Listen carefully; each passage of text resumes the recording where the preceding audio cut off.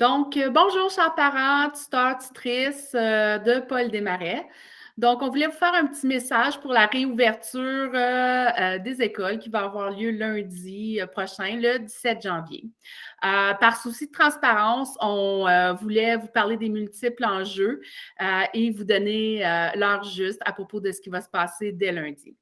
Donc, sachant que le variant Omicron se propage à une vitesse très, très, très rapide, et qu'en tant qu'école, on doit veiller à la sécurité et à la santé de tous nos élèves et de nos membres du personnel. Nous voulons vous laisser savoir que ceci sera notre priorité. Donc, certains parents et élèves nous ont déjà manifesté le désir de recevoir l'enseignement à distance. Donc, sachez qu'un enseignement synchrone, donc avec la caméra ouverte, sera offert exclusivement aux élèves qui doivent s'absenter pour des raisons liées à la COVID-19. Bien sûr, il est très important de communiquer avec l'assiduité dans les plus brefs délais lorsque vous avez ces informations-là. Donc, la caméra sera accessible dès la deuxième journée d'absence, comme mentionné. Si vous désirez vous prévaloir d'un enseignement à distance pour que votre enfant ne fréquente pas l'école en présentiel, vous pouvez toujours soumettre une demande d'inscription à l'AAV, l'Académie d'apprentissage virtuel de notre conseil scolaire, via le magasin en ligne. Si vos inquiétudes persistent, toutefois, vous devez communiquer directement avec moi, M. Legault ou M. Gravel. Donc, une des directions par courriel, s'il vous plaît, et on va assurer un suivi dans les 48 heures. Donc, sachez que l'application des mesures sanitaires dont on va vous parler est cruciale. On ne peut pas négocier ces mesures sanitaires-là, bien sûr. On ne peut pas les remettre en question non plus. Donc, sachez que si on a des élèves qui n'appliquent pas les mesures sanitaires ou ne les respectent pas, bien sûr, on va devoir agir rapidement et on devra les suspendre. Monsieur Legault, je vous cède la parole. Merci, Mme Touchette. Alors, comme il a été mentionné, il y a différents enjeux. Les enjeux sont multiples. On en parle déjà beaucoup dans les médias.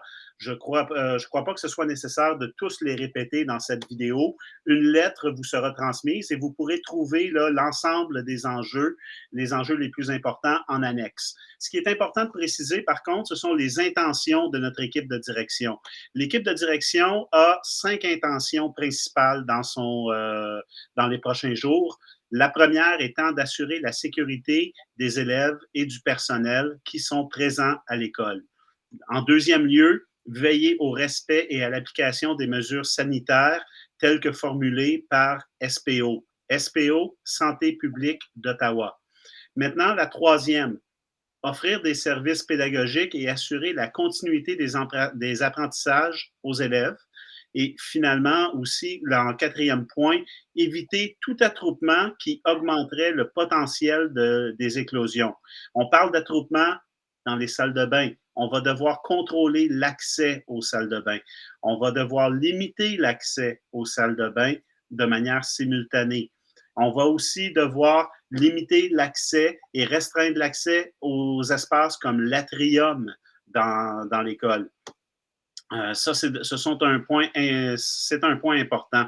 Au cinquième point, maintenir la communauté informée de l'évolution de la situation. Donc, on veut vous garder informé au sujet de l'évolution de la situation, mais on va devoir le faire selon les délais, les meilleurs délais possibles, les délais raisonnables. On reçoit beaucoup de courriels de la part de parents, de la part d'élèves, et puis on ne peut pas tous les traiter, mais on veut les traiter dans un délai raisonnable avec les ressources et les moyens dont on dispose. Enfin, l'ensemble de ce qui a été présenté ici nous amène à vivre avec une contrainte importante. La contrainte la plus importante avec laquelle on doit composer maintenant, c'est qu'on doit considérer quiconque qui est symptomatique comme étant infecté par la COVID jusqu'à preuve du contraire. Donc, un élève qui vomit, un élève qui a mal à la tête, un élève qui tousse trop fréquemment, on doit lui demander de retourner à la maison et d'aller passer un test et de faire son test de dépistage à la maison et il peut revenir seulement une fois qu'il n'y a plus de symptômes ou qu'il a un test COVID négatif. Alors, je laisse la parole maintenant à mon collègue, M. Gravel, s'il vous plaît. Ben, merci, M. Legault. Écoutez, il est clair que pour arriver à garder les enfants à l'école, parce que c'est évidemment notre intention, la direction puis l'administration a des attentes face aux élèves, face aux familles et face aux enseignants. Ces attentes-là sont les suivantes. On a besoin, messieurs, mesdames, d'une très étroite collaboration puis de la meilleure discipline des élèves, puis évidemment que les familles les encouragent pour que l'école fonctionne comme il faut. Chacun des élèves va devoir faire, puis on vous demande, s'il vous plaît, de le faire avec eux. Chaque élève doit faire son autodépistage le matin avant de se rendre à l'école. Les enseignants ont le mandat d'envoyer au secrétariat tous les élèves qui vont manifester des symptômes. Alors, comme l'a dit M. Legault, on doit considérer que toute personne qui a des symptômes, nous, à l'école, on considère qu'ils sont positifs à la COVID jusqu'à preuve du contraire. Alors, on vous les envoie à la maison et les tests devront être faits à la maison. Chaque élève va devoir maintenir une distance maximale. Ça veut dire quoi? Ça veut dire que dans certaines classes, malheureusement, on n'a pas l'espace pour respecter un 2 mètres. Alors, il faut travailler à garder le maximum d'espace. Puis quand il y a plus que 2 mètres, bien, utilisez plus que 2 mètres. Chaque élève va avoir la responsabilité de nettoyer son espace de travail. Tout le monde doit collaborer à garder l'école propre parce que, bien que, évidemment, là, la propriété des surfaces puis le toucher, c'est peut-être pas le vecteur principal, c'est quand même toujours considéré un vecteur pour la transmission de la maladie.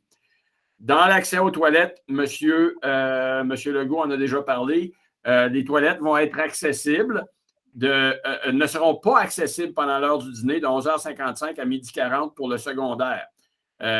Fait en cas d'urgence, ben, les élèves, il y a des, vous savez, les élèves sont au secondaire, sont dans les portatives. Si vraiment il y a une urgence à ce moment-là, ben, les gens pourront se présenter à la porte d'en avant. Mais on va demander aux élèves le moins possible de se présenter pour aller aux toilettes à ce moment-là. Ils pourront y aller pendant les classes.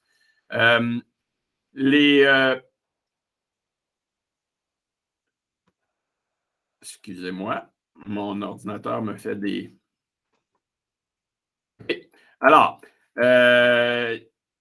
pour l'heure du dîner, on revient à la formule des élèves qui mangent en classe. Un changement pour le secondaire, les élèves vont manger dans la classe dans la classe où ils ont été le matin et non celle de l'après-midi. Alors, il n'y a pas de déplacement avant le dîner.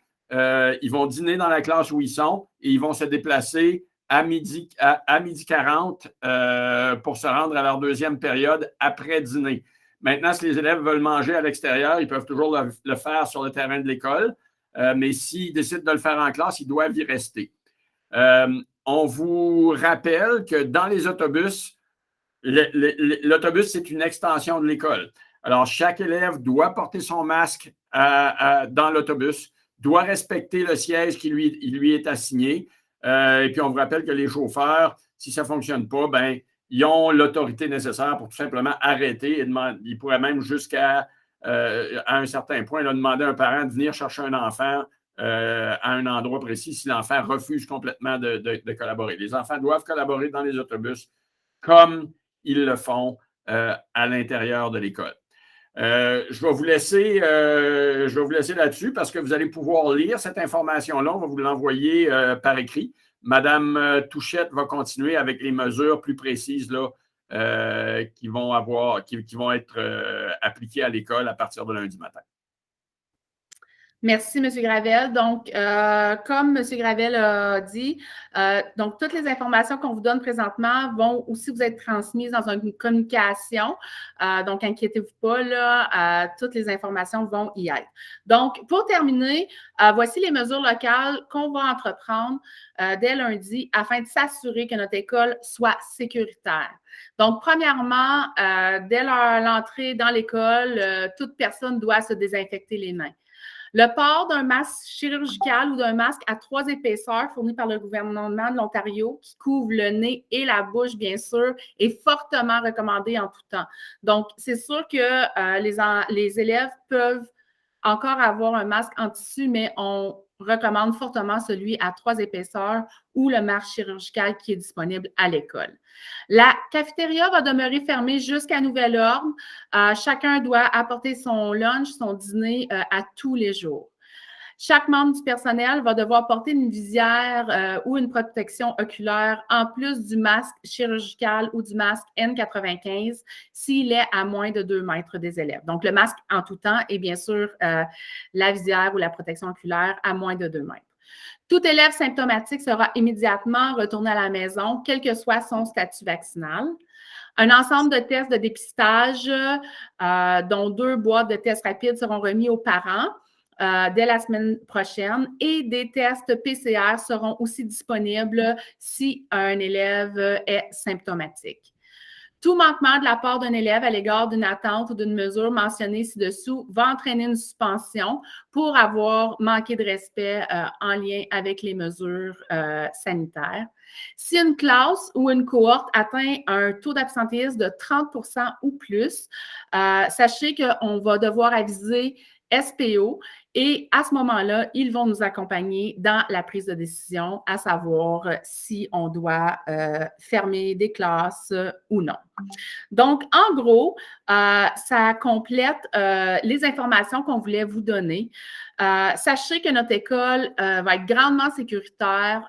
On y porte une attention très, très particulière. Puis, on veut vraiment voir vos enfants à l'école dès lundi.